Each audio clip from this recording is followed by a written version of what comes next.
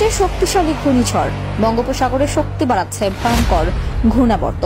মেয়ের শেষেই ঘূর্ণিঝড়ের সম্ভাবনা। আয়লা, আমফান, রেমালের স্মৃতিতে আতঙ্কিত উপকূলে মানুষ। এমনিতেই মে মাস বঙ্গোপসাগরে ঘূর্ণিঝড় প্রবণ মাস। আয়লা, আমফান সহ রেমালের স্মৃতি উস্কে দিয়ে সেই মে মাসেই বঙ্গোপসাগরে শক্তি বাড়াচ্ছে ভয়ঙ্কর ঘূর্ণাবর্ত। চলতি মাসের শেষ সপ্তাহে 24 থেকে 29 তারিখের মধ্যে ভয়াবহ ঘূর্ণিঝড় সৃষ্টির আশঙ্কা আবহাওয়াবিদদের। আগামী 27 থেকে 30 মে এর মধ্যে বাংলাদেশের খুলনা, বরিশাল, চট্টগ্রাম উপকূল সহ ভারতের ওড়িশার মধ্যবর্তী অঞ্চলে ঘূর্ণিঝড় শক্তি আঘাত হানতে পারে বলে আশঙ্কা করছে আবহাওয়াবিদ মোস্তফা কামাল পলাশ। বাংলাদেশের যথেষ্ট প্রভাব পড়বে বলে মনে করা হচ্ছে। এবারে ঘূর্ণিঝড়ের নামকরণ করেছে শ্রীলঙ্কা।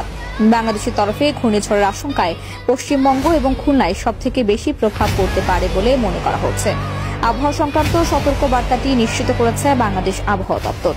এখানকার বিশেষজ্ঞরা জানাচ্ছেন, গত কয়েক বছর ধরে যেভাবে মে জুন মাসে বঙ্গোপসাগরে ঘূর্ণিঝড়ের সৃষ্টি হচ্ছে, এই বছরেও যে তার ব্যতিক্রম হবে না এমনটা আশঙ্কা করা হচ্ছে।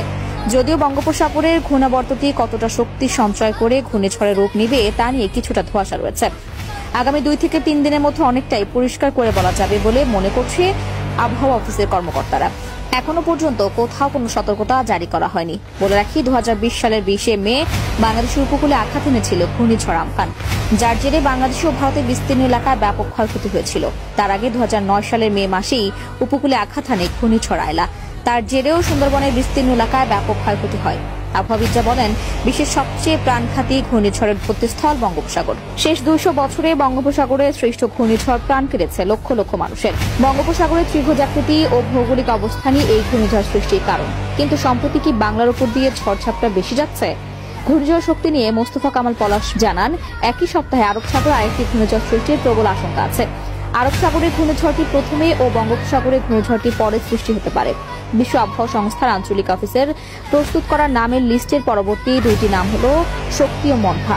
ফলে আরব সাগর ও বঙ্গোপসাগরের মধ্যে যে সাগরে 2025 সালের ঘূর্ণিঝড় মৌসুমের প্রথম ঘূর্ণিঝড়টি সৃষ্টি হবে তার নাম হবে শক্তি ও দ্বিতীয়টির নাম হবে মন্থা। মোস্তফা কামাল পলাশ আরো উল্লেখ করেন, বঙ্গোপসাগরে যে ঘূর্ণিঝড়টি সৃষ্টির আশঙ্কা করা যাচ্ছে সেটি কোন উপকূলে আঘাত হানবে এবং এর শক্তি কেমন হবে তা নির্ভর করছে আরব সাগরে যে ঘূর্ণিঝড়টি সৃষ্টির আশঙ্কা রয়েছে তার উপরে।